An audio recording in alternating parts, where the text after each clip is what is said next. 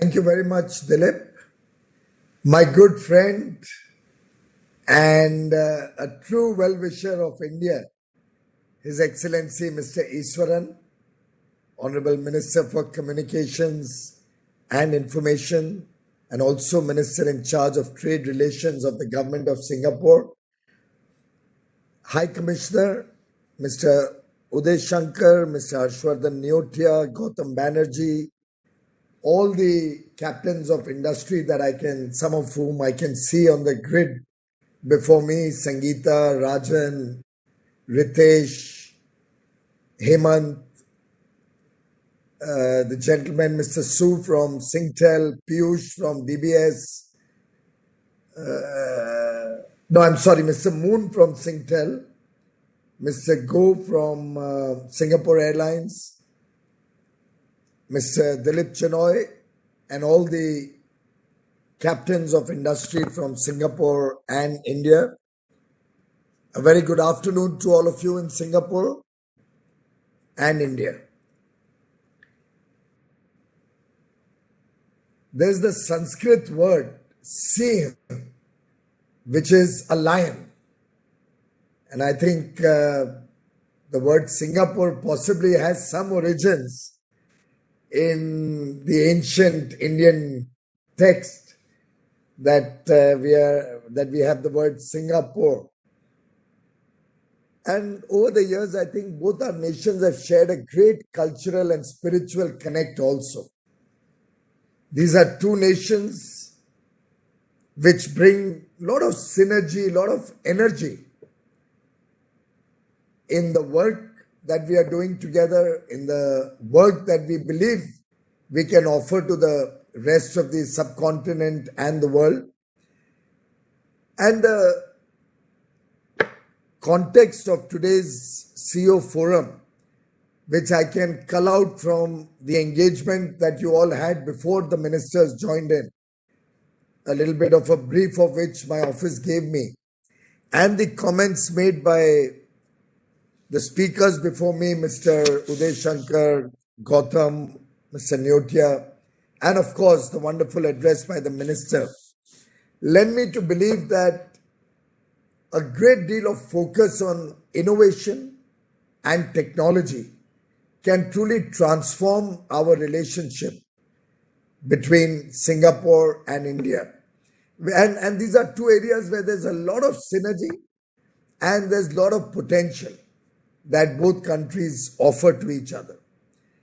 In India, these sectors are doing very well, along with the huge focus on infrastructure development, be it on roads, highways, railways, ports, airports, our own effort to further improve our logistics systems, bring down the cost of logistics, our engagement with the rest of the world to invite more insurance FDI. We are now expanded it to 74%, which was always an ask that the Singapore government would flag off in all our official engagements. In defense manufacturing, we have made it easier for companies both to invest in India, maintain control, and also maintain sanctity of their technology. So we have allowed even 100% FDI in very, very critical defense sectors. It needs government approval, but a company of Singapore, for example, would I doubt very much have any problem getting government approval even for a 100% owned defense manufacturing company. E-commerce, fintech, smart manufacturing, healthcare, there's significant areas where India offers a large market. Singapore has been able to engage with the frontiers of technology in these areas. And my belief is that our working together can truly transform India's own efforts and speed up our efforts to give the best to our people. Our budget of 21-22, the Atmanirbhar Bharat budget, which talked about asset monetization, increased FDI, the PLI production linked incentive scheme to promote global scale manufacturing in several sectors, the capital gains exemption or the startup tax holiday that was offered, the tax exemption given to sovereign wealth funds, which was another issue that many international sovereign wealth funds and pension funds often raised, the corporate tax reduction that was done in September 2015. In some sense, Prime Minister is trying to prepare the country to engage with in the next decade with the rest of the world from a position of strength. And I think Finance Minister's budget truly reflected that self-confidence that we can see across India today. For that matter, the Singapore budget this year also focused a lot on transformation and innovation. Another area of synergy that I could find between the two countries.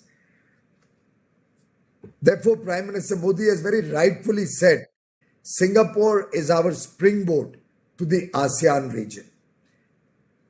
I believe the new regional order that will emerge will rest on the strong shoulders of Singapore and India.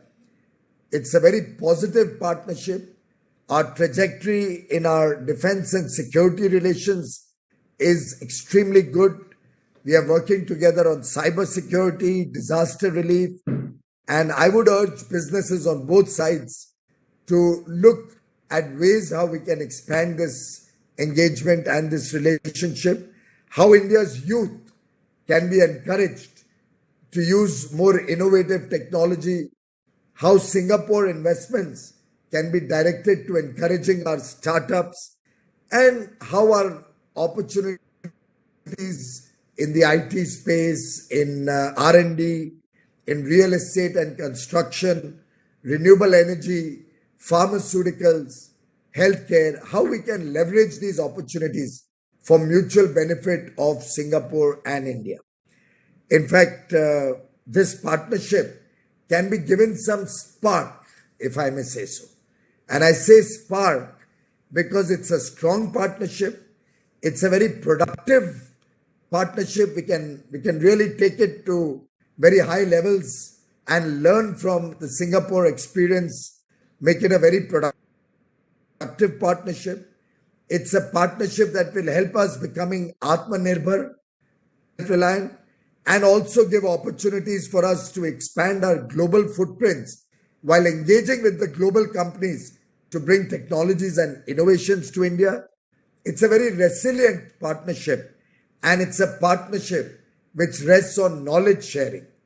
Therefore, I think there can be a lot of spark in our partnership, and I invite businesses on both sides to bring in that sparkle into this partnership. We have a lot to learn from the successes of Singapore. Mr. Iswaran, I still remember many years ago, Prime Minister Modi telling me that I should visit your skill development center somewhere near Orchard Street, I think, and understand how you have really made skill development probably an art by itself. The whole program that I saw in your skill development centers was truly phenomenal. I mean, just a person who's working in a retail store and helps customers in the sizing or selection of the clothes that a customer buys is also taken to levels of perfection that were beyond my imagination. A hairdresser, somebody who's polishing shoes. I mean, every single skill set has been taken to a level of very minute detail and perfection that truly impressed Prime Minister Modi. He sent me there. I was very impressed. I was hoping to have a greater degree of engagement. I'd invite Uday and the FICCI team to see how we can take forward that partnership, which somehow in our multifarious responsibilities has got left behind. Of course, I'm delighted that Singapore and the GIFT City, which is our first operational smart city inspired from the Singapore model, has also tied up with the Singapore Exchange in terms of a special purpose vehicle to boost international investment in India, and also to give our GIFT City a fillip and get them to learn and understand how an international financial services center should work. Before I conclude, I'd like to suggest two specific engagements that Singapore and India, under the aegis of this CEO forum, and where FICCI and the Singapore counterparts can take it forward. Two specific engagements for a better tomorrow. One, can we look at a forum for women entrepreneurs, both from India and Singapore, to engage with each other? I can see a smile on Sangeeta Reddy's face. Can we look at that engagement being taken forward to help us understand what Singapore does to promote women entrepreneurs, and whether we can pull out a leaf or two from your own experiences, and also see how we can showcase Sangeeta Reddy and all our dynamic women leaders' successes. And this experience sharing can hopefully help both countries take forward our empowerment of women. I don't know, of course, whether they do require any empowerment. Mr. Ishwaran, you recall I think when you came home, you met my wife also. I think we need empowerment against the women rather than the other way around. And this has brought a smile to every man's face on the call. So, well, really, I think our women entrepreneurs do us proud. And if this pillar can be expanded in our relationship, I see potential there. And as I said earlier about my own experience with your Skill Development Institute, whether education, and we've just come out with a new education policy, and skill development can be taken up as a pillar where we work together and learn from your experiences. Many of our Indian bureaucrats have studied public policy at the Lee Kuan Yew School of Public Policy. They've come back enriched from Singapore. I believe some of our retired bureaucrats are also visiting faculty there. So I think engagement with on public policy, on education, on skill development can also give us very, very good results. In conclusion, I look at expanding the Singapore-India ties resting on a greater degree of people-to-people engagement. And I think that can rest on the 3 Bs. I'm not talking of the big B. He's, of course, an iconic figure. I don't know how much in Singapore, Mr. Ishwaran, but certainly in India. But then the big B can be made a brand ambassador on one of the Bs that I'm suggesting. The 3 Bs that I think can help expand our people-to-people engagement is Buddhism, Bollywood, and business. In the post-COVID vaccination period, I would like to invite all of you from Singapore to come to India, experience Buddhism, enjoy Bollywood, and engage in business in India. Warm welcome to all of you. My best wishes to you and your families. Stay safe, stay healthy. God bless Singapore. God bless India. Thank you. Namaskar.